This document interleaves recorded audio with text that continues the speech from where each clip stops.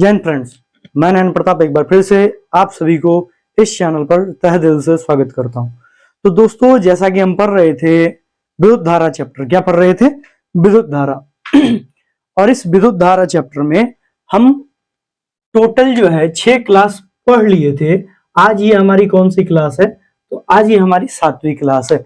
और इस 7वीं क्लास में हम क्या जानेंगे? तो देखिए, हम इस क्लास में जानेंगे कि हमारे पास प्रतिरोध लास्ट क्लास में पढ़े थे, और इस क्लास में प्रतिरोध जो है इससे हमारा एक नियम मिलेगा जिसको कहेंगे ओम का नियम। ठीक है, इस ओम के नियम को पढ़ेंगे, फिर ओम के नियम का सत्यापन करेंगे, और फिर ओम के नियम की निर्भरता को पढ़ेंगे। ठीक है, ये सारे पॉइंट्स जब हम पढ़ेंगे, इन सभी पॉइंट्स को पढ़ लेने के बाद हम क्या करेंगे? इन सभी पॉइंट्स को पढ़ने के बाद फिर हम आगे की ओर बढ़ेंगे, और फिर हमारा अगला टॉपिक क्या होगा? अगला टॉपिक होगा विद्युत धारा का ऊष्मीय प्रभाव। ठीक है, तो उसको पढ़ने से पहले हम चलते हैं आज की क्लास में, शुरू करते हैं। आज की क्लास में जो इंपॉर्टेंट है पॉइंट ओम के नियम से संबंधित है उसको पढ़ेंगे, और फिर ओम के नियम का सत्यापन करेंगे। तो चलिए देखते हैं। लेकिन और आपसे ये कहना चाहेंगे, यदि आप इस चैनल पर नए हैं तो प्लीज इस चैनल को सब्सक्राइब कर लें, और इस वीडियो को खूब शेयर करें दोस्तों के पास, ताकि उन्हें भी इस वीडियो का लाभ प्राप्त हो सके। तो चलिए समय को बिना गवाएं वीडियो को शुरू करते हैं। देखिए, यहां पर आज की क्लास में क्या जानेंगे? जैसे कि भाई हम लोग क्या करते हैं, हम लोग पढ़ते हैं तो हम लास्ट वाले क्लास को जरूर एक बार रिकॉल करते हैं। हमारी जो लास्ट क्लास थी, उस लास्ट क्लास में हम क्या पढ़े थे? प्रतिरोध के बारे में। क्या पढ़े थे? प्रतिरोध के बारे में। प्रतिरोध का मतलब इंग्लिश में क्या बोलते हैं? रेजिस्टेंस। RESISTANCE, इसको बोलते हैं रेजिस्टेंस। ठीक है, रेसिस्टेंस भी बोल सकते हैं, कोई दिक्कत नहीं है। देखिए, रेजिस्टेंस के बारे में क्या पढ़े थे? प्रतिरोध क्या होता है? तो नॉर्मली पढ़े थे, यह प्रतिरोध जो होता है वह क्या होता है? प्रतिरोध एक प्रकार का गुण होता है। प्रतिरोध क्या होता है? गुण होता है। प्रतिरोध क्या होता है? गुण होता है। प्रतिरोध क्या होता है? गुण होता है। यह एक ऐसा गुण होता है जो क्या करता है? जो अपने से प्रवाहित, अपने से होकर प्रवाहित होने वाली धारा, प्रवाहित होने वाली धारा, प्रवाहित होने वाली धारा, प्रवाहित होने वाली धारा, धारा का क्या करता है? उस धारा का क्या करता है भाई? इस धारा का करता है विरोध। क्या करता है? विरोध करता है। ठीक है, प्रतिरोध क्या है? यह एक ऐसा गुण है जिसमें कोई पदार्थ अपने से होकर प्रवाहित होने वाली धारा का विरोध करता है। और नॉर्मली सी बात हम ये पढ़े हुए थे कि यदि हमारे पास कोई सड़क है तो इस सड़क पर क्या होता है? ब्रेकर होता है। अब इस सड़क पर ये जो ब्रेकर है, यह ब्रेकर क्या करता है? नॉर्मल हमारी जो गाड़ी की स्पीड है उस स्पीड को क्या करता है? कम करता है। जिस प्रकार हमारी गाड़ी की स्पीड को कम करने के लिए ब्रेकर का प्रयोग किया जाता है, वैसे ही किसी भी परिपथ में, किसी भी विद्युतीय परिपथ में जब आवेशों का प्रवाह होता है तो उन आवेशों के प्रवाह को कम करने के लिए, देखो, कम करने के लिए या फिर मतलब या तो हम खुद से कम करें, या तो उस परिपथ का ही गुण हो जिससे कि क्या हो? उसमें रुकावट हो। अब जैसे हमारे कहने का मतलब ये है, एक अच्छा सा रास्ता है, ध्यान से सुनना, एक अच्छा सा रास्ता है जिसको हाईवे बोलेंगे, उस पर एक भी ब्रेकर नहीं है, सॉरी, उस पर बहुत सारे ब्रेकर हैं। मतलब रास्ता सही है और ब्रेकर है बहुत सारे। ठीक है, तो आप क्या कह सकते हैं कि रास्ता बहुत अच्छा है लेकिन उसमें ब्रेकर है। अब एक चीज आते हैं, अब एक रास्ता है कच्ची सड़क लेकिन उसमें ब्रेकर नहीं है, तो क्या ये दोनों सड़क जो है, ये दोनों सड़क पर आप बाइक तेज से चला सकते हैं? नहीं चला सकते। क्यों? क्योंकि आपको ब्रेक जो है ऑलरेडी लगाना ही पड़ेगा। ब्रेकर है मेन वाले, अच्छे वाले रास्ते में ब्रेकर है, जिसके कारण आपको ब्रेक लगाना होगा। और यदि आप कच्ची सड़क पे जा रहे हैं तो कच्ची सड़क में तो वैसे भी आपका कच्ची सड़क में कहीं ऊंचा तो कहीं नीचा, मतलब वो रास्ता जो होगा मतलब हम कह सकते हैं कि उबड़ा होगा, अच्छा सा नहीं होगा। इसलिए आपको वहां पर भी धीरे चलना होगा। तो हमारे पास हम जो चीज बता रहे हैं वो चीज सुनिए। यहाँ पर हम जो प्रतिरोध की बात कर रहे हैं, तो प्रतिरोध, मान लो कि यह हमारे पास जो है यह एक विद्युतीय परिपथ है। ये दोनों मिलकर क्या बना? विद्युतीय परिपथ। चाहे मान लो कि यही एक विद्युतीय परिपथ है। अब इस विद्युतीय परिपथ में ध्यान देना, हम दोनों चीज को समझाना चाह रहे हैं। इस विद्युतीय परिपथ में ये पूरा जोड़ दी, ये विद्युतीय परिपथ हो गया। ठीक है, अब इस विद्युतीय परिपथ में ये हम क्या कर रहे हैं? ये एक पदार्थ लगाए, ये हम युक्ति लगाए।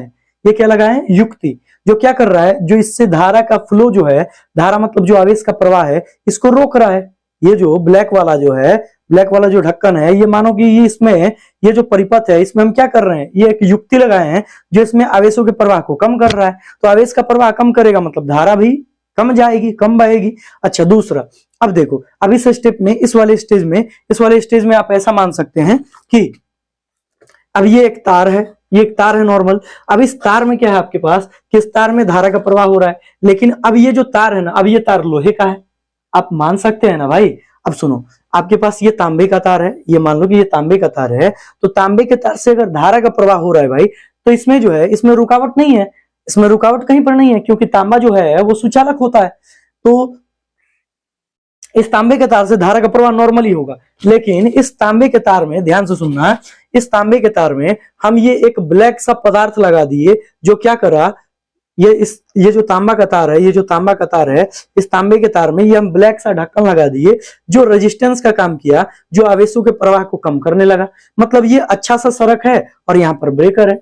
इसका मतलब क्या, अच्छा सा सड़क है, सड़क अच्छा है, हाईवे है, लेकिन ब्रेकर है, इसलिए भी आपकी स्पीड कम हो जाएगी। अब देखो इसमें, अब ये देखो रास्ता सही है, रास्ता सही है, रास्ता सही है, लेकिन क्या है, ये रास्ता जो है हमारे पास, ये जो रास्ता है ये उबड़ खाबड़ है, उबड़ खाबड़ है।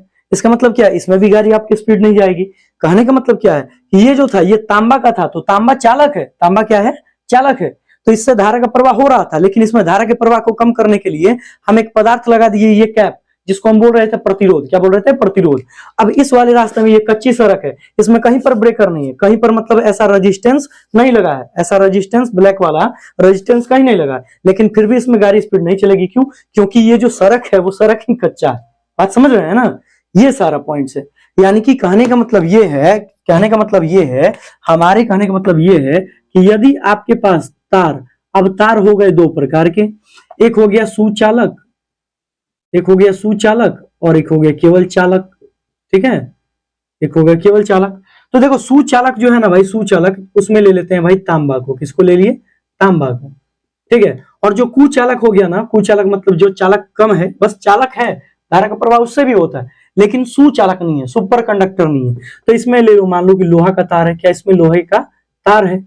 अब एक बात बताइए, ध्यान दीजिए कि यदि तांबे के तार की बात करें, जब तांबा सुचालक है तो इसमें रुकावट कहीं होगा, आवेशों के प्रवाह का नहीं होगा। अब नहीं होगा तो इसमें अगर आपको आवेशों के प्रवाह को कम करना है तो आपको करना क्या होगा कि तांबा में जोड़ना होगा प्रतिरोध। क्या जोड़ना पड़ेगा, प्रतिरोध, रेजिस्टेंस जोड़ना पड़ेगा। अच्छा, और अगर लोहा है, लोहे में चालक, लोहा में क्या है, लोहे में जो धारा का प्रवाह होगा, लेकिन जो है यह लोहा विद्युत का सुचालक नहीं है, ये खुद ही विद्युत का क्या करता है, खुद ही विद्युत के स्पीड को कम करता है, खुद ही क्या करता है, विद्युत के स्पीड को कम करता है, इसलिए इसको हम क्या रखे हैं, चालक। इसी को हम मान रहे थे कच्ची सड़क, क्या मान रहे थे, कच्ची सड़क, और इसको मान रहे थे पक्की सड़क, पक्की सड़क। और पक्की सड़क में जो ब्रेकर लग रहा था, ये ब्रेकर है प्रतिरोध, ये ब्रेकर क्या है, ये ब्रेकर है प्रतिरोध जो लगा रहे थे। और इसमें क्या है, कच्ची सड़क में खुद से ही इसमें गड्ढा है, इसमें क्या है, पहले से ही गड्ढा है, तो गड्ढा है तो गड्ढा ही क्या है, प्रतिरोध है। सिंपल सा बात है, बोलो समझ में आया, क्लियर है। उम्मीद करते हैं इतना कुछ समझ में आया होगा। वो लग रहा है आपको कि हम छोटा छोटा इसमें लिख दिए तो आपको समझ में नहीं आया होगा, तो देख लीजिए यहाँ पर क्या है कि अगर लोहा है तो लोहा क्या है, मान लो कच्ची सड़क है, लोहा क्या है, कच्ची सड़क है, और कच्ची सड़क में खड्डा है, गड्ढा है ना भाई, वो गड्ढा जो है, वो गड्ढा किसका काम किया, प्रतिरोध का। किसका काम किया, प्रतिरोध का। ये सिंपल सा बात, ये प्रतिरोध का काम किया। और यहाँ पर क्या है, यहाँ पर चालक है, रास्ता बढ़िया है, ये क्या है, पक्की सड़क है, पक्की सड़क है, रास्ता बढ़िया है, लेकिन इसमें क्या है, लेकिन इस सड़क में, ये इस पक्की सड़क में क्या है, ब्रेकर है, ब्रेकर है। और वह ब्रेकर किसका काम किया, प्रतिरोध का काम किया। ये चीज है, तो हम जो चीज बता रहे वो सुनिए, ये सुनिए, देखिए ये धारा का प्रवाह कर रहा था, लेकिन हम इसमें कोई पदार्थ जोड़ दिए जिससे धारा का प्रवाह कम हो गया। इसमें धारा का प्रवाह हो रहा था, लेकिन क्या है कि खड्डे आने के कारण धारा का प्रवाह कम हो रहा था। बात समझ रहे हैं ना। तो यहां पर क्या है कि इसमें एक में हम अपने मन से कुछ पदार्थ लगा रहे हैं और एक में रास्ता ही खराब है जिसके कारण स्पीड कम हो जा रही है। इसका मतलब यह है मेरे भाई कि इसका मतलब यह है कि एक ऐसा गुण होगा, एक किसी पदार्थ में ऐसा गुण ही होगा, किसी पदार्थ में ऐसा गुण ही होगा। जैसे कच्ची सड़क जो है वो मान लो पदार्थ है, इसमें गुण ही है कि यहां पर गाड़ी धीरे चलाना ही पड़ेगा। और याद रखेंगे कि कोई पदार्थ है उसमें हम गाड़ी तेज चला सकते हैं, लेकिन क्या है, लेकिन उसमें गाड़ी तेज चला सकते हैं, लेकिन उसकी स्पीड को कम करने के लिए हम ब्रेकर लगाएंगे, उसमें क्या लगाएंगे, ब्रेकर लगाएंगे, और वो ब्रेकर क्या कहलाएगा, प्रतिरोधक। क्या कहलाएगा, प्रतिरोधक। दो चीज था, क्या था, दो चीज था, एक था प्रतिरोध और दूसरा क्या था, प्रतिरोधक। क्या था, प्रतिरोधक। तो हम बताए हुए थे कि प्रतिरोध जो होता है, प्रतिरोध जो होता है वो गुण होता है, जिस गुण के कारण कोई पदार्थ अपने से होकर धारा का प्रवाह नहीं होने देता है। अब प्रतिरोधक जो होता है ना, वह प्रतिरोधक क्या होता है, यह एक युक्ति होती है। यह क्या होती है, युक्ति होती है। प्रतिरोधक क्या होती है, युक्ति होती है, जिसमें क्या होता है मेरे भाई, जिसमें प्रतिरोध का गुण पाया जाता है। जिसमें किसका गुण पाया जाता है, प्रतिरोध का गुण पाया जाता है।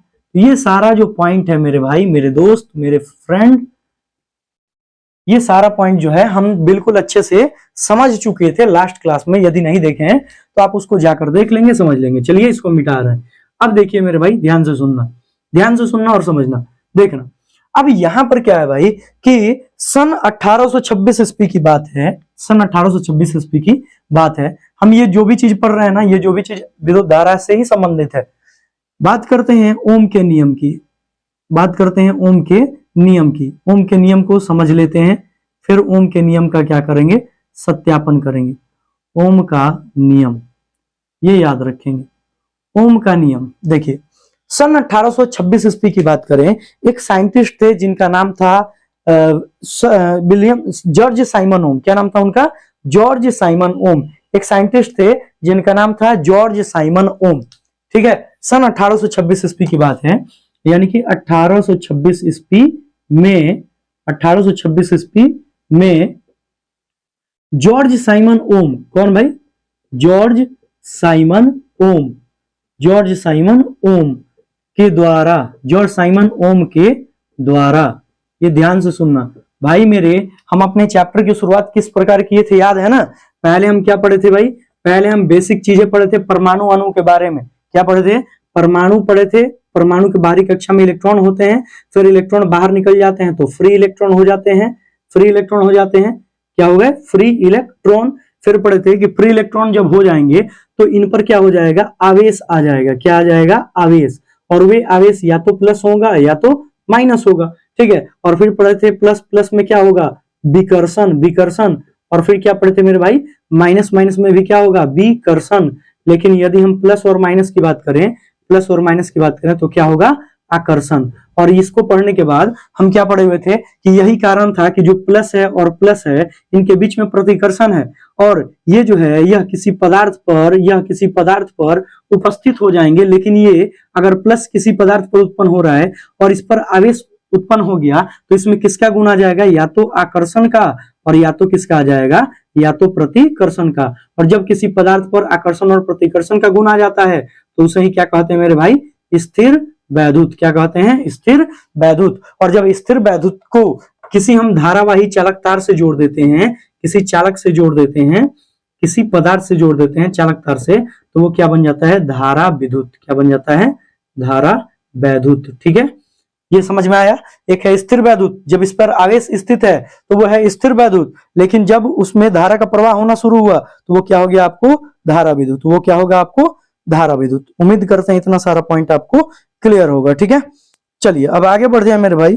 तो आगे हमारे पास क्या है, देखो आगे क्या है। तो आगे अगर हम बात करते हैं मेरे भाई, अगर हम बात करें आगे, तो फिर ये धारा विद्युत को हम जब देखें तो हम फिर ये देखें कि प्लस और प्लस के बीच में, जैसे मान लो कि ये कोई वस्तु आवेश है, क्यू है, क्यू कैपिटल क्यू, तो इसके चारों तरफ विद्युतीय क्षेत्र था और इसमें हम कोई स्मॉल क्यू वाले को ले जा रहे थे, इसको ले जा रहे थे इसके विद्युतीय क्षेत्र में। तो जो कार्य कर रहे थे वो क्या बन रहा था, वो बन रहा था विभव। और फिर विभव के बाद हम क्या देखे कि इसी के विद्युतीय क्षेत्र में हम दो अलग अलग पॉइंट पर ले जा रहे हैं, एक बार पॉइंट ए पर और एक बार पॉइंट बी पर। जैसे ए यहाँ पर रहेगा और बी यहाँ पर रहेगा, ठीक है। तो यहाँ पर विभव होगा वी बी और यहाँ पर विभव होगा वी ए, और दोनों के विभव के अंतर को ही क्या कह रहे थे, विभवांतर वी ए बी कह रहे थे, ठीक है। ये पढ़ लिए थे, विभवांतर मतलब विभव का अंतर हो गया। अब यहाँ पर हम ये देखे कि जैसे कि यहाँ पर दोनों प्लस प्लस था तो प्रतिकर्षण हो रहा था, लेकिन यदि हम एक जगह प्लस कर दें और एक जगह क्या कर दें, माइनस कर दें, तो ये इलेक्ट्रॉन जो है ना इस दिशा में गति करना शुरू करेंगे। जैसे यहाँ पर ये माइनस किस पर होगा, इलेक्ट्रॉन पर होगा, तो ये इलेक्ट्रॉन इस दिशा में गति करना शुरू करेंगे, और जब इलेक्ट्रॉन एक दिशा में गति करना शुरू करेंगे तो ये इलेक्ट्रॉनों की क्या बन जाएगी, धारा। और जब इलेक्ट्रॉन की धारा बह गई मतलब कि इलेक्ट्रॉन पर क्या होंगे, आवेश, और आवेश बहने लगे। जब आवेश बहने लगे तो इसी को कहते हैं विद्युत धारा। और विद्युत धारा को जब हम पढ़ लिए, देख लो हम लॉजिक बता रहे हैं, सब लाइन से बता रहे हैं, जब हम विद्युत धारा को पढ़ लिए तो अब ये विद्युत धारा जो जा रही है मतलब इलेक्ट्रॉन जा रहे हैं, मतलब जो आवेश जा रहे हैं इस दिशा में, तो हमारी धारा जो है वह इस दिशा में बहेगी। इलेक्ट्रॉनों के प्रवाह के विपरीत दिशा में हमारी क्या बहती है, धारा बहती है। अब ये धारा जो बह रही है, जो हमारी धारा बह रही है, अब इसमें क्या होगा, कोई ना कोई रुकावट होगा, और वो जो रुकावट है उसी रुकावट को क्या बोले भाई, उसी रुकावट को क्या बोले हम, प्रतिरोध। उसी रुकावट को क्या बोले मेरे भाई, प्रतिरोध।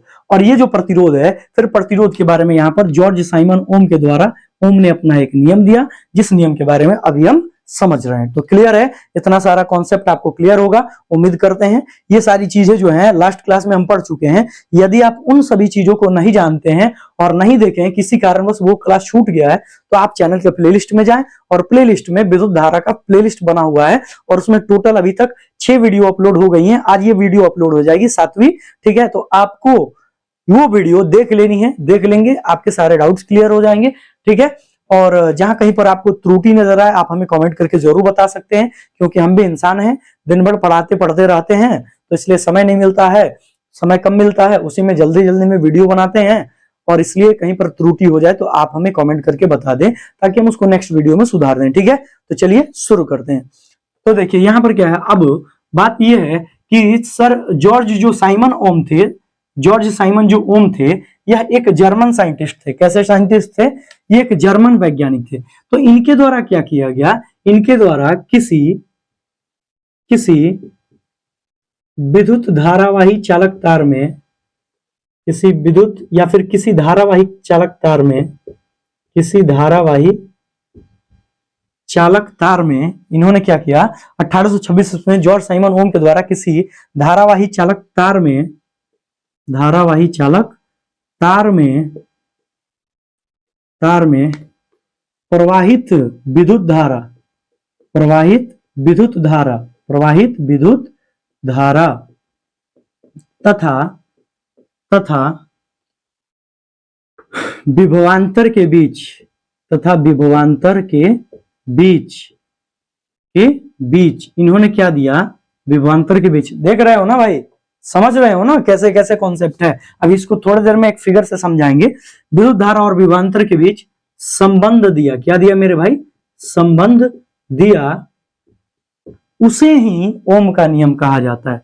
उसे ही क्या कहते हैं, उसे ही ओम का नियम कहते हैं। किसका नियम मेरे भाई, ओम का नियम कहते हैं। क्लियर है मेरे भाई, ओम का नियम कहते हैं।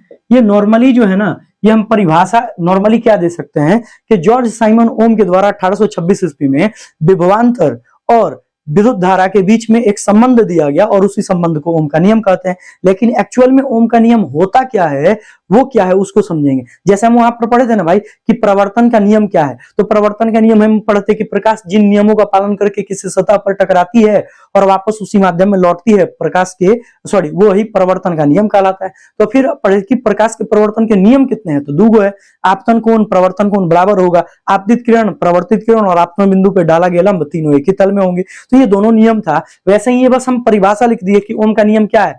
तो ओम साहब ने क्या किया भाई, ओम साहब ने विद्युत धारा और विभवांतर के बीच में एक संबंध दिया, और उसी संबंध को क्या कहा गया, ओम का नियम कहा गया। अब ओम का नियम होता क्या है उसको समझेंगे, लेकिन उसको समझने से पहले यहाँ पर एक पॉइंट समझ लीजिए जो कि बेहद ही जरूरी है। जैसे यहाँ पर किसके किसके बीच में भी संबंध बताया, विद्युत धारा और विभवांतर के बीच में। इन्होंने किसके बारे में संबंध बताया, विद्युत धारा और विभवांतर के बीच में। तो भाई मेरे कि यदि आपके पास, जैसे कि हम क्या पढ़े थे, जैसे ये हमारे पास आवेश है, ठीक है। अब ये आवेश है प्लस का क्यू, और यहाँ पर क्या था, माइनस का क्यू था, माइनस का क्यू था, और ऐसे बहुत सारे माइनस के क्यू वाले थे, माइनस के क्यू वाले थे।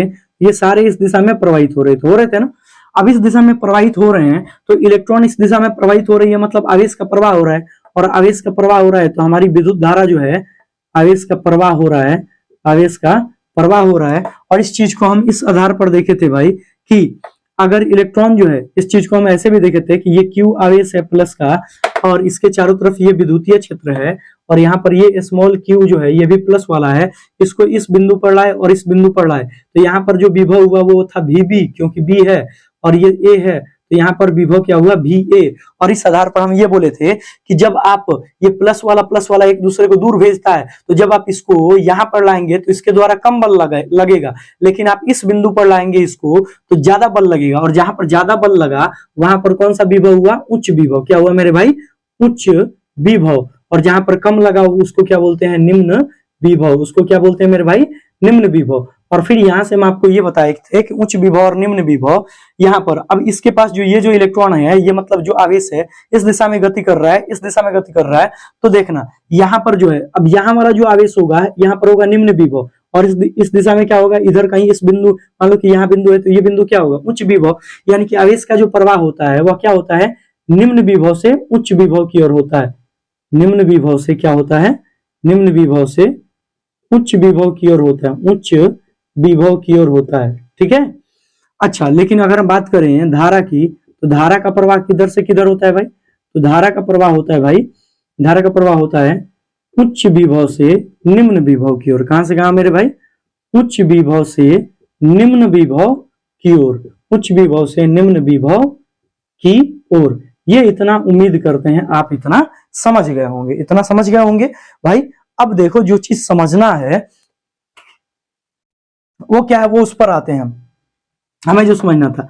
अब ये क्या है मेरे भाई? आवेश का प्रवाह हो रहा है। तब देखो इसमें दोनों चीज है मेरे भाई, इसमें क्या है? दोनों चीज है। दोनों चीज है मतलब इसमें आवेश बह रहा है तो धारा बह रही है, और एक बिंदु से आवेश, मान लो कि यहाँ पर क्यू था, ये बिंदु यहाँ पर आया, ये क्यू आवेश यहाँ से यहाँ आया या फिर यहाँ आया, तो देख लो भाई इस बिंदु पर विद्युत विभव कुछ और होगा और इस बिंदु पर विद्युत विभव कुछ और होगा। तो आप क्या देख रहे हैं? आवेश का भी प्रवाह हो रहा है मतलब धारा भी बह रही है, आवेश का प्रवाह हो रहा है मतलब धारा भी बह रही है, और साथ साथ में इस बिंदु और इस बिंदु पर विभव भी उत्पन्न हो रहा है। तो ये क्या है आपको कि यहाँ पर जब विद्युत धारा बह रही है तो विभव भी उत्पन्न हो रहा है, और इसी प्रकार विद्युत धारा और विभव के बीच में इन्होंने क्या बताया? संबंध बताया। कौन? ये बताए ओम साहब। और ओम साहब किसके किसके बीच में बताए? विद्युत धारा और विभवांतर के बीच में संबंध। इसीलिए तो हम आपको बोल रहे थे कि शुरू वाला देख लीजिए, शुरू वाला देखेंगे ये वाला 100% आपको समझ में आएगा। समझ रहे हैं ना? अब देखिए मेरे भाई, तो देखो क्या है, ओम का नियम क्या कहता है और ये क्या बताते हैं, ओम साहब क्या बताते हैं। तो ओम साहब ये कहते हैं कि सुनिए, अब ओम का नियम क्या कहता है, ओम का नियम सुनिए। ओम का नियम ये कहता है कि अचर ताप पर, अचर ताप मतलब नियत ताप पर, अचर ताप पर, अचर ताप पर, अचर ताप पर किसी, अचर ताप पर किसी चालक तार में, किसी चालक तार में, किसी चालक तार में प्रवाहित होने वाली, प्रवाहित होने वाली, प्रवाहित होने वाली विद्युत धारा, अचर ताप पर किसी चालक तार में प्रवाहित होने वाली विद्युत धारा, विद्युत धारा, विद्युत धारा, ध्यान से सुनो, अचर ताप पर किसी चालक तार में प्रवाहित होने वाली विद्युत धारा उसके मतलब उस चालक तार के, उसके मतलब चालक तार के, उसके दोनों सिरों के, उसके दोनों सिरों के बीच, उसके दोनों सिरों के बीच, उसके दोनों सिरों के बीच उत्पन्न विभवांतर के, उत्पन्न विभवांतर के समानुपाती होती है। उत्पन्न विभवांतर के क्या होती है मेरे भाई? समानुपाती होती है। यही बात इन्होंने बताया था। यहां पर इन्होंने क्या बताया था भाई? ये इन्होंने बताया था कि अचर ताप पर, तापमान क्या है? कांस्टेंट है, तापमान नहीं बदल रहा है, नॉर्मल रूम टेम्परेचर ले सकते हैं।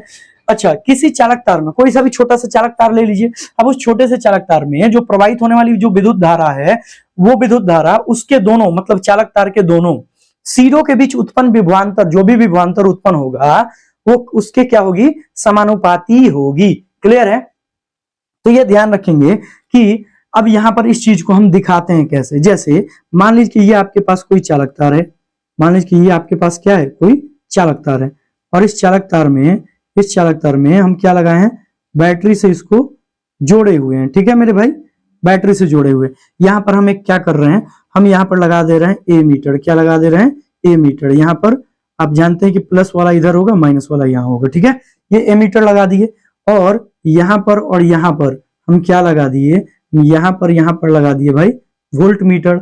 और ये वोल्ट मीटर क्या होता है मेरे भाई, ये हम आपको बताए हैं, आप जानते हैं ये संकेत क्या होता है। वोल्ट मीटर और एमीटर के बारे में परिभाषा लिखेंगे, लेकिन इसको संकेत जो है ना इसका, ये हम बता चुके थे। तो कह रहे हैं ना, ये कह रहे हैं कि तापमान को नियत कर दे, ये बैटरी का प्लस है, ये माइनस है। कहते हैं कि ओम का नियम ये कहता है कि तापमान को नियत कर दे। चलो भाई तापमान नियत कर दिए। ये आपके पास क्या है, ये आपके पास चालक तार है, ये आपके पास क्या है, चालक तार है, ठीक है, ये आपके पास चालक तार है। देखो तो अब इस चालक तार से क्या हो रही है, धारा बह रही है अचर तापमान से किसी अचर तापमान पर किसी चालक तार में प्रवाहित होने वाली विद्युत धारा। अब ये हमारे पास चालक तार है, ठीक है। अब इसमें प्रवाहित होने वाली जो विद्युत धारा है, इसको हम रंग रहे हैं, ध्यान दे। इसमें जो प्रवाहित होने वाली जो विद्युत धारा है, ये ध्यान से सुनना, इसमें जो प्रवाहित होने वाली जो विद्युत धारा है आपको, ये विद्युत धारा क्या है मेरे भाई, यह विद्युत धारा उसके दोनों सिरों, अब इस चालक तार का सिरा एक ये है और एक ये है, इसके दोनों सिरों पर जो भी विभव उत्पन्न होगा, उनके दोनों सिरों पर उत्पन्न होने वाले, दोनों सिरों के बीच उत्पन्न विभवांतर के समानुपाती होते। इस सिरा पर विभव उत्पन्न होगा और इस सिरा पर भी क्या होगा, विभव उत्पन्न होगा, और इसके विभवांतर, इसके विभव का अंतर ही के उसके क्या होगा, समानुपाती होगा। इस चीज को समझाते हैं, देखो भाई मेरे भाई ध्यान से सुनना। अभी हम क्या पढ़े, अभी ये पढ़े कि अगर ये आपके पास कोई चालक तार है, अगर ये आपके पास क्या है, कोई चालक तार है, तो इसमें क्या होंगे मेरे भाई, मुक्त इलेक्ट्रॉन होंगे, इसमें होंगे ना मुक्त इलेक्ट्रॉन। समझ रहे हैं ना मेरे भाई, कॉन्सेप्ट को समझिए भाई, कॉन्सेप्ट। इसमें मुक्त इलेक्ट्रॉन है, इस दिशा में बह रहे हैं, इस दिशा में बह रहे हैं, इलेक्ट्रॉन जो है वो किस दिशा में मूव कर रहे हैं, इस दिशा में। और जब इलेक्ट्रॉन इस दिशा में मूव कर रहा है तो हमारी, तो आप जानते हैं जब इलेक्ट्रॉन इस दिशा में मूव कर रहे हैं मेरे भाई, तो आप जानते हैं कि विद्युत धारा किस दिशा में बहेगी, तो विद्युत जो धारा होगी, यह विद्युत धारा इस दिशा में बहेगी, इलेक्ट्रॉन इस दिशा में। अब यहां पर हम कोई चालक तार जो है, ये देखो यहां पर है एमीटर, यहां पर है एमीटर, और इसको हम बैटरी से जोड़े हुए हैं। और यहां पर क्या कर रहे हैं मेरे भाई, इस बिंदु पर, इस बिंदु पर और इस बिंदु पर हम क्या किए, इस बिंदु पर हम वोल्ट मीटर लगा दिए। क्या लगा दिए, वोल्ट मीटर। क्या लगा दिए, वोल्ट मीटर, इधर प्लस और इधर माइनस। अभी हम आपको बताएं कि प्लस वाला जो होता है वह माइनस वाले को खींचता है, और अगर प्लस रहे और प्लस रहे तो दोनों क्या होंगे, ये इधर भागेगा, ये इधर भागेगा। लेकिन दो माइनस भी रहे तो भी क्या होगा, ये इधर भागेगा और ये इधर भागेगा। लेकिन हमको तो एक प्लस है और एक माइनस है, क्योंकि बैटरी का ये जो हिस्सा होता है ये क्या होता है, प्लस, और ये क्या होता है, माइनस। तो इलेक्ट्रॉन जो होते हैं ना भाई, इलेक्ट्रॉन इस दिशा में मूव करना शुरू करते हैं, यहाँ पे इलेक्ट्रॉन इस दिशा में मूव करना शुरू करते हैं, यहाँ पे बात समझ रहे हैं ना। इलेक्ट्रॉन ऐसे चलना शुरू करेंगे, प्लस की ओर अट्रैक्ट होना शुरू होंगे। अच्छा अब बच गया भाई क्या, जब इलेक्ट्रॉन इस दिशा में मूव करना शुरू करेंगे भाई, ध्यान से सुनना, ध्यान से सुनना कि जब इलेक्ट्रॉन इधर मूव करना शुरू करेंगे तो इस बिंदु पर, इस बिंदु पर इलेक्ट्रॉन का यहाँ पर विभव कुछ और होगा। अच्छा, और इस बिंदु पर जो इलेक्ट्रॉन होंगे उसका विभव, क्योंकि इलेक्ट्रॉन जो है माइनस, जो है माइनस वाला ये हिस्सा है, तो यहां से भी तो इलेक्ट्रॉन और रिक्ति जो है वो क्या होंगे, इधर मूव करना शुरू करेंगे। तो इस वाले बिंदु पर भी विभव कुछ और होगा। जैसे अगर मान लो कि ये बिंदु ए है और बिंदु बी है, तो यहाँ पर जो विभव हुआ वो हुआ भी ए, और यहाँ पर जो विभव हुआ वो क्या हुआ, भी बी। और ध्यान देना भाई, हम अभी आपको बताए हैं, अभी थोड़ी देर पहले बताए थे कि प्लस वाला जो है, जहां पर प्लस वाला जो है, बड़ा वाला चार्ज जो है, इसके करीब आएंगे जितने ही, वहां पर जो विभव होगा वो क्या होगा, उच्च विभव। जैसे यहाँ पर क्या बताए थे, उच्च विभव। तो इधर वाले मतलब ये वाला सिरा क्या है, ये किसको बताएगा, उच्च विभव को बताएगा। किसको बताएगा मेरे भाई, उच्च विभव को बताएगा। और ये वाला सिरा किसको बताएगा मेरे भाई, निम्न विभव को बताएगा। किसको बताएगा, निम्न विभव को। तो दोनों का डिफरेंस निकाल देंगे। अब सुनना मेरे भाई, जो चीज बता रहे उसको समझिए, बहुत ही जरूरी है, बहुत ही इंपॉर्टेंट है। देख लो अब क्या है कि उच्च विभव निम्न विभव, तो विभव उत्पन्न हो गया दोनों बिंदु पर, तो विभव का अंतर निकाल लेंगे। तो यहाँ पर बिंदु ए और बी, बिंदु ए और बी पर उत्पन्न विभव का अंतर, उत्पन्न विभव का अंतर, विभव का अंतर क्या होगा, वो होगा आपको भी ए माइनस भी बी, और इसको क्या लिख रहे थे, भी ए बी। ठीक है, तो ये हो गया विभवांतर। अब इन्होंने, जो हमारे पास ओम साहब थे, वो ओम साहब कह रहे थे कि इसमें विभवांतर उत्पन्न हो गया, और ये जो धारा बह रही है, धारा जो इस दिशा में जा रही है, वो धारा जो है ना, वह धारा इस विभवांतर के समानुपाती होती है। इट मीन्स आई जो होगा, भी जो होगा वह भी समानुपाती होगा किसके, आई के। भी समानुपाती होगा किसके, इस प्रकार इन्होंने बताया भी समानुपाती है आई के। किसके समानुपाती है, आई के। भी समानुपाती है आई के। तो याद रखेंगे कि जैसे ही समानुपातिक नियतांक हटेगा, जैसे ही समानुपातिक नियतांक हटेगा तो एक चीज जुड़ जाता है यहाँ पर R और यहाँ पर हो जाता है I, और इस चीज को हम यदि सुदृढ़ करें, अच्छा करें, तो फॉर्मूला क्या बन जाता है, V बराबर I इंटू R। और जब V बराबर I इंटू R आया तो अब बात आती है भाई कि चलो V तो समझ गए कि विभवांतर है, I तो चलो समझ गए धारा है, तो आखिर ये R क्या है। तो यहाँ पर बात आती है, ये जो R है यही हमारा क्या है, प्रतिरोध। इसमें इन्होंने क्या बताया कि ये जो V है, V हमारे पास क्या है, विभवांतर है। V हमारा क्या है, विभवांतर है। I जो है हमारी क्या है, धारा है। तो हमारे पास बच के R क्या है, तो R ही है हमारे पास प्रतिरोध। R क्या है मेरे भाई, प्रतिरोध। तो इस आधार पर देखिए भाई, तो इस आधार पर हमारे पास क्या फॉर्मूला बन गया, तो इस आधार पर हमारे पास फॉर्मूला ये बन गया कि V बराबर हो गया IR, V बराबर हो गया IR, और R को हम छोड़ दें यहीं पर, R को छोड़ दें यहीं पर, तो V वहीं पर है, और I जो गुना में है ये आ गया इधर, तो I आ जाएगा इधर, तो R बराबर हो गया V बट्टे I, और ये रहा आपके पास फॉर्मूला जो कि बहुत ही इंपॉर्टेंट है, R बराबर V बट्टे I। R बराबर क्या हो गया, V बट्टे I, यानी कि प्रतिरोध बराबर विभवांतर बट्टे विद्युत धारा। यहाँ पर एक फॉर्मूला क्या बन गया कि प्रतिरोध बराबर विभवांतर बट्टे विद्युत धारा, विभवांतर बट्टे विद्युत धारा। और यही हमारा इंपॉर्टेंट फॉर्मूला जो है, इस पर बहुत सारे सवाल बनते हैं। जैसे हम आपको पहला ही सवाल बताएं कि यदि किसी विद्युतीय परिपथ में विभवांतर के मान को नियत कर दिया जाए, तो आपको बताना है कि तो विद्युत धारा और प्रतिरोध के बीच में क्या संबंध होगा। तो विद्युत धारा और प्रतिरोध के बीच में सेम संबंध होगा क्या कि उल्टा हो जाएगा। यदि विभवांतर को नियत करेंगे ना तो उल्टा संबंध हो जाएगा। क्या संबंध होगा, देखो ध्यान देना, इस चीज को हम बताएंगे। जल्दी से आप इसका स्क्रीनशॉट ले लीजिए, फिर हम उसके सवाल करते हैं। जल्दी से स्क्रीनशॉट ले लीजिए, उम्मीद करते इतना कुछ आपको समझ में आया होगा। ले लिए स्क्रीनशॉट, तो चलिए इसको मिटा रहे हैं। तो देखिए यहाँ पर क्या है मेरे भाई, यहाँ पर हम ये चीज जो था नीचे लिखे हुए थे उसको हम यहाँ पर दिखा दिए। यहाँ पर हम क्या पढ़े कि अचर ताप पर किसी चालक तार में प्रवाहित जो विद्युत धारा होती है उस चालक तार में उत्पन्न हुए विभवांतर के समानुपाती होती है। और यही नियम था प्रतिरोध का नियम, और प्रतिरोध लिख रहे हैं, सॉरी भाई, ये है ओम का नियम। किसका नियम है, ओम का नियम। यही ओम का नियम है, जिसमें इन्होंने क्या बताया कि हमारा जो आई होगा, भी जो होगा, या भी समानुपाती होगा किसके, आई के।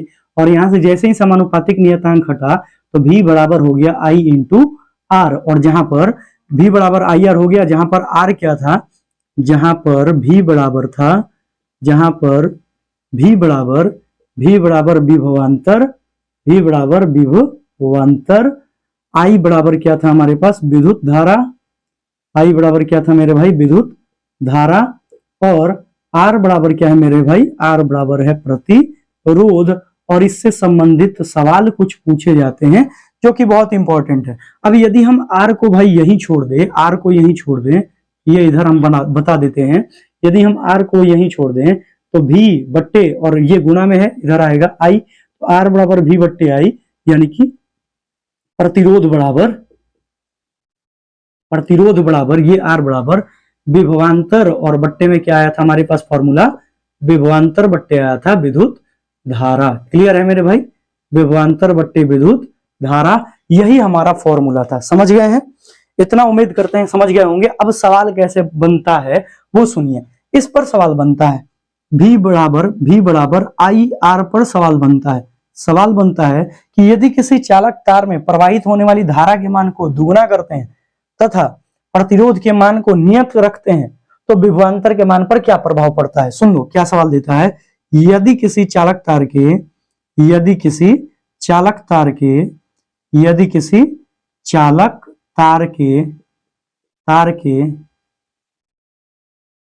प्रतिरोध को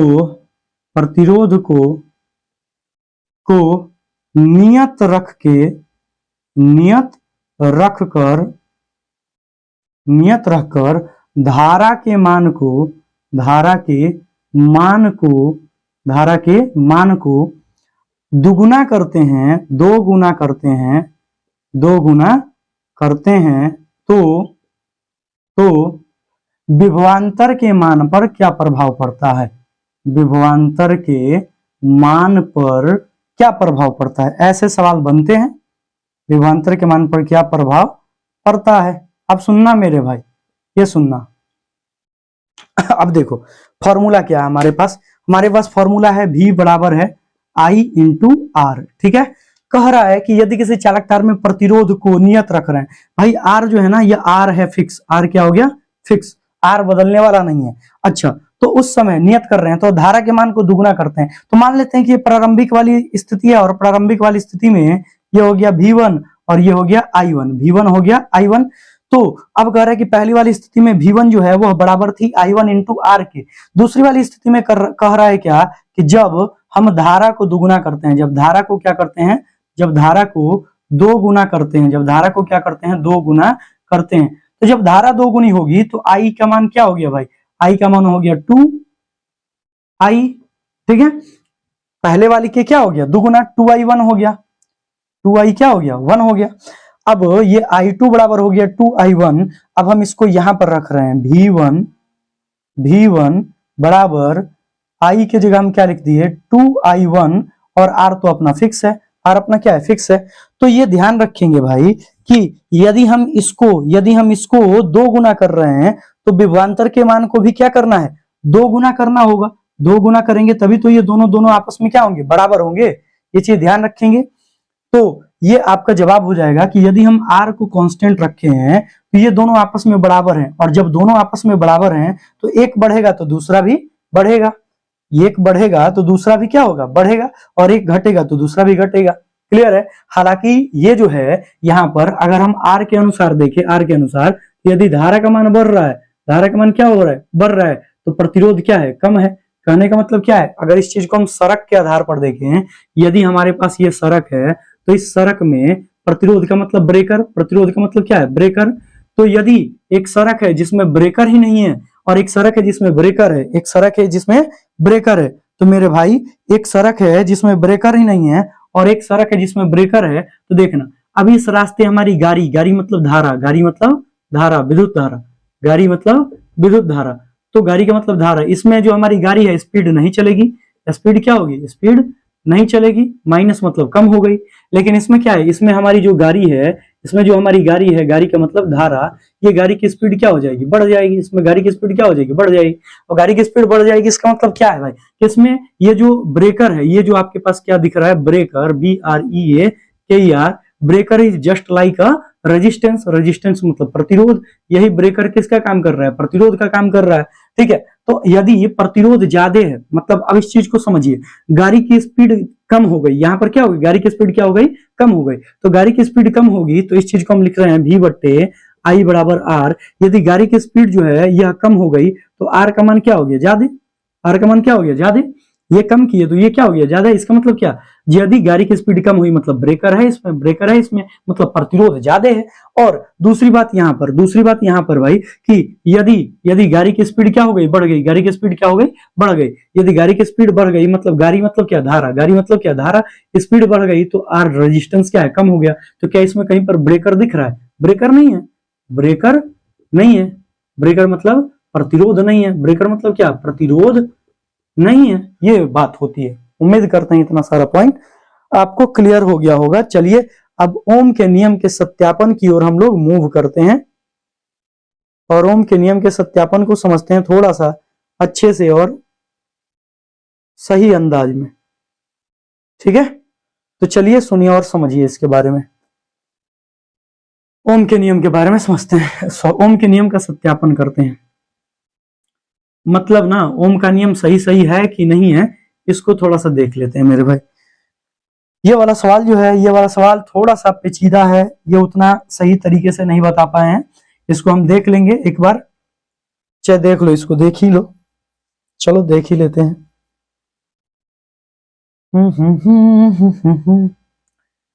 भी जो है I1 है, R1 है, R को हम फिक्स कर दिए हैं। तो यहां से जब धारा को देखें, जब ये R फिक्स हो गया तो हमारे पास डायरेक्ट क्या हुआ, हमारे पास डायरेक्ट एक ही फॉर्मूला बना कि V1 जो है यह समानुपाती हो गया I1 के, यानी कि इसका मान बढ़ेगा तो ये भी ऑलरेडी क्या होगा, ये भी ऑलरेडी बढ़ेगा। इसका मान यदि कम होगा तो इसका मान भी ऑलरेडी क्या होगा, कम होगा। ये चीज है, कोई दिक्कत नहीं है। यानी कि यदि आप धारा के मान को दुगुना करेंगे तो प्रतिरोध विभवांतर का मान भी दुगुना होना पड़ेगा। हालांकि इसमें यदि हम आर के अनुसार देखें, ये फॉर्मूला पूरा पूरा लगाएं, ये फॉर्मूला लगाएंगे तो गलत होगा। मतलब आर के मान को यहाँ पर नियत नहीं ना रख रहे हैं। अरे आप ही सोचो ना भाई, यदि आर के मान को नियत कर दें, आर के मान को क्या कर दें, नियत कर दें, v बट्टे आई बराबर क्या हो गया, आर। आप सोचिए, यदि आर के मान को नियत कर दे मतलब बदलने वाला नहीं है, मतलब मान लो कोई अंक है एक, मान लो कोई अंक क्या है, एक, तो v बट्टे आई बराबर क्या हो गया, एक हो गया। अब v बराबर क्या हो गया, आई। यदि आप v के मान को बढ़ाएंगे तो इसका मान भी क्या होगा, बढ़ेगा। यदि आप v के मान को कम करेंगे तो इस i का मान भी क्या होगा, कम होगा। यानी कि यदि हम धारा के मान को बढ़ा रहे हैं, अरे इस चीज को यहां पर भी तो देख सकते हैं, v समानुपाती है i के, तो समानुपाती आई के मतलब धारा के मान को दुगुना कर रहे हैं तो विभवांतर भी दुगुना होगा।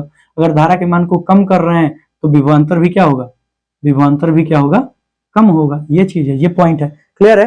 तो चलिए उम्मीद करते हैं समझे होंगे। अब देखिए यहाँ पर हम आते हैं ओम के नियम के सत्यापन की ओर रुख करते हैं। ओम के नियम के सत्यापन की बात करते हैं। ओम के नियम का सत्यापन क्या है, इसको नॉर्मली हम इजी वे में समझेंगे।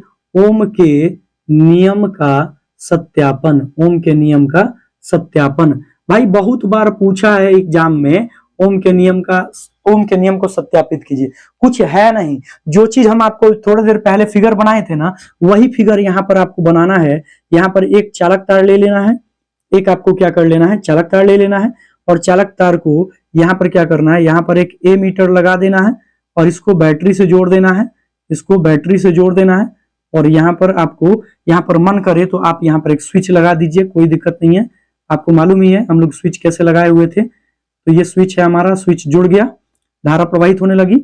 और यहाँ पर ये दो बिंदु ले लेना है, ये अपने पास चालक तार है, ये अपने पास क्या है, चालक तार है, चालक तार है, ठीक है। और यहाँ पर हम लगा दिए वोल्ट मीटर, क्या लगा दिए, वोल्ट मीटर, ये प्लस और ये माइनस, ठीक है। और ये ऊपर जो है, ये यहाँ पर प्लस और ऊपर माइनस, क्लियर है, ये हो गया। और बैटरी जो होगी, बैटरी में ये वाला हिस्सा प्लस और ये वाला हिस्सा माइनस, क्लियर है। अब सुनो, तो कहा जाता है इसमें, आपको जानते हैं क्या करना पड़ेगा, आपको ये करना होगा, यहाँ पर करना होगा ये, इसको बिंदु ए मान लेना है, इसको बिंदु बी मान लेना है, ठीक है। अब कहेंगे कि माना कि एक चालक तार ए बी में, माना कि कोई चालक तार है, चालक तार में माना कि किसी चालक तार को हम क्या किए हैं, विद्युतीय परिपथ से, मतलब विद्युतीय परिपथ से जोड़े हुए हैं। या फिर हम लिख सकते हैं कि माना कि चालक तार, माना कि कोई चालक तार, माना कि कोई चालक तार, कोई चालक तार, थोड़ा सा छोटा छोटा लिख रहे हैं, देख लीजिएगा, समझ लीजिएगा। माना कि कोई चालक तार जो है किसी बैटरी से, किसी बैटरी से, ठीक है, जुड़ा हुआ है तथा उसमें प्रवाहित धारा को मापने के लिए, तथा उसमें प्रवाहित धारा को मापने के लिए, धारा को मापने के लिए ए मीटर, और विभवांतर को मापने के लिए ए मीटर, तथा चालक तार के सिरों के बीच, चालक तार के सिरों के बीच, चालक तार के सिरों के बीच, सिरों के बीच के विभवांतर को, बीच के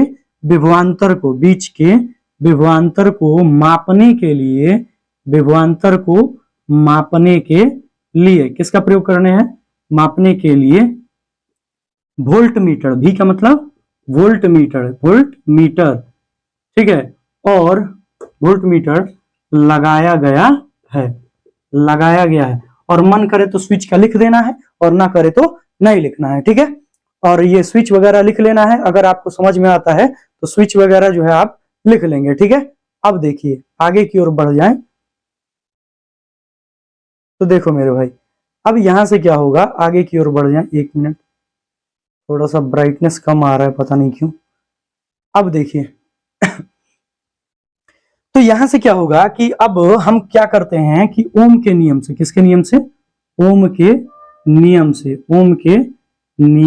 से तो ओम के नियम से हमारे पास आर बराबर क्या है, V बट्टे आई है। आर बराबर क्या है, V बट्टे आई है। रेजिस्टेंस बराबर विभवांतर बट्टे आई है, विभवांतर बट्टे विद्युत धारा है। अब हम क्या कर रहे हैं ना भाई कि यहाँ पर पहले कभी एक सेल लिए हैं, क्या लिए हैं, कभी एक सेल लिए हैं, इसको कभी एक सेल निकाली, एक सेल, और एक सेल पर यहाँ पर विद्युत धारा निकाल लिए। एक सेल का क्या निकाल लिए, विद्युत धारा, क्योंकि एमीटर विद्युत धारा मापता है। और इस एक सेल पर यहाँ पर विभवांतर निकाल लिए। फिर हम क्या किए, इस बार हम दो सेल लगाए। इस बार हम कितने सेल लगाए, दो सेल। फिर हम विद्युत धारा माप लिए और फिर विभवांतर माप लिए। फिर हम इस अगले बार में क्या किए, यहाँ पर तीन सेल लगा दिए। कितने सेल लगा दिए, तीन सेल लगा दिए। और उस बार भी हम एम्पियर विद्युत धारा का मान निकाल लिए और विभवांतर का मान निकाल लिए। और इसके बाद क्या किया गया कि ओम साहब के द्वारा यह देखा गया कि प्रत्येक स्थिति में, एक सेल वाली स्थिति में यदि हम यहां पर रख दे भाई, यहां पर हम रख दे धारा, पहले क्या है, धारा है ना, तो यहां पर रख दो धारा, और यहां पर क्या रख देते हैं, यहां पर रख देते हैं विभवांतर। तो इन्होंने क्या देखा कि यदि हम ग्राफ प्राप्त कर रहे हैं, ग्राफ प्लॉट कर रहे हैं, क्या कर रहे हैं, ग्राफ प्लॉट कर रहे हैं, तो ये मान लो कि अगर 1 है, 2 है, 3 है, 4 है, धारा को एम्पियर में मापते हैं। धारा को किस में मापते हैं, एम्पियर में मापते हैं। अच्छा, और विभवांतर को किस में मापते हैं, वोल्ट में। तो ये 1 वोल्ट, 2 वोल्ट, 3 वोल्ट और 4 वोल्ट है। तो उन्होंने ये देखा कि आर जो है ना, आर का जो मान है V बट्टे आई, ये हर एक स्थिति में क्या कर रहे हैं, V बट्टे जो आई है ना, V बट्टे आई, यह हर एक स्थिति में समान आ रहा है। जैसे यहाँ पर एक वाले को लेकर चलें, ये थोड़ा सा ग्राफ हम हाथ से बनाए तो इधर उधर हो सकता है। यहाँ पर मिल गया, फिर इसको ले गए और इसको भी ले गए, यहाँ पर मिल गया, फिर इसको ले गए और इसको भी ले गए और यहाँ पर मिल गया, ठीक है। फिर इस वाले को ले गए और फिर इस वाले को ले गए, यहाँ पर मिल गया। और इसका जब ग्राफ देखा गया तो ग्राफ क्या आया, एक सरल रेखा आई। अब जब सरल रेखा आई, इसका मतलब क्या है कि अब इसका मतलब ये है कि R बराबर V बाई आई, और हम यहाँ पर लिखेंगे कि जब सेल को बदल कर 1 1 2 3 करके लगाया जाता है, क्या किया जाता है, लगाया जाता है, तो हर स्थिति में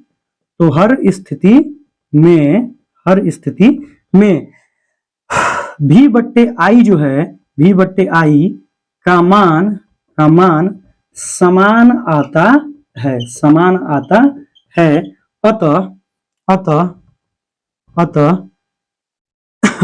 अतः R जो है यह बराबर हो गया किसके, V बट्टे आई के, और ये हो गया आपको प्रूव्ड। और यहाँ पर आपको जो है ना, आपको करना क्या है, आपको करना है ये कि एक बार क्या करना है, पहले जब बैटरी जो है ना, एक हम किए हैं, बैटरी एक लगाए हैं, तो उस समय हम कर देंगे कि जब प्रवाहित धारा का मान जो है 1 है तो विभवांतर कितना है, 1 वोल्ट। जब प्रवाहित धारा का मान 2 है तो आपके पास विभवांतर क्या है, 2 वोल्ट है। जब प्रवाहित धारा का मान 3 है तो विभवांतर का मान कितना है, 3 वोल्ट है। और फिर प्रवाहित धारा का मान 4 है तो विभवांतर का मान कितना है, 4 वोल्ट है। और इस आधार पर देखें आप कि यदि आप R निकालते हैं, पहले वाले के लिए R निकालते हैं तो 1 बट्टे 1 बराबर है, दूसरे वाले के लिए निकालते हैं 2 बट्टे 2 बराबर है, क्योंकि आप क्या जानते हैं मेरे भाई, R बराबर क्या होता है, V बट्टे आई। तो V बट्टे आई तो पहले के लिए 1, तो ये भी 1, तो 1 बट्टे 1, दूसरे के लिए 2 बट्टे 2, तीसरे के लिए 3 बट्टे 3, चौथे के लिए 4 बट्टे 4। और हर स्थिति में आप देखिए कटा तो क्या है, 1 बट्टे 1, कटा तो क्या, 1 बट्टे 1, कटा तो क्या, 1 बट्टे 1। तो हर स्थिति में आपका बराबर आ रहा है। इस आधार पर क्या कहा गया कि V बट्टे आई का मान हर स्थिति में समान होगा, और ये हमारा प्रतिरोध के बराबर होगा, और इस प्रकार ओम के नियम का सत्यापन हो गया। ठीक है, तो जल्दी से आप इसका स्क्रीनशॉट ले लें, ले लिए स्क्रीनशॉट। तो चलिए, कैसा लगा वीडियो आपको, आप हमें कमेंट करके बता सकते हैं। और यदि आप इस चैनल पर नए हैं, तो आप इस चैनल को बिल्कुल सब्सक्राइब कर लें। और दोस्तों के साथ शेयर जरूर करें, क्योंकि ये वीडियो जो है आपको दिखाई भी दे रहा होगा कितना पसीना निकल रहा है आपके लिए जब बन रहा है। तो आप इस वीडियो को खूब शेयर करें, चैनल पर सब्सक्राइबर बढ़ाएं, और लाइक जरूर करें, ताकि मनोबल बढ़े। और आपको लग रहा है कि वाकई मेहनत कर रहे हैं, तो कमेंट करके तारीफ वगैरह भी कर देना है। इससे कुछ होने वाला नहीं है, लेकिन वो जो है ना कि मोरलिटी क्या बोलते हैं उसको, मनोबल जो होता है ना, वो बढ़ जाता है। चलिए, इसी के साथ सेशन को समाप्त करते हैं। तब तक के लिए बाय बाय, टेक केयर, धन्यवाद, जय हिंद।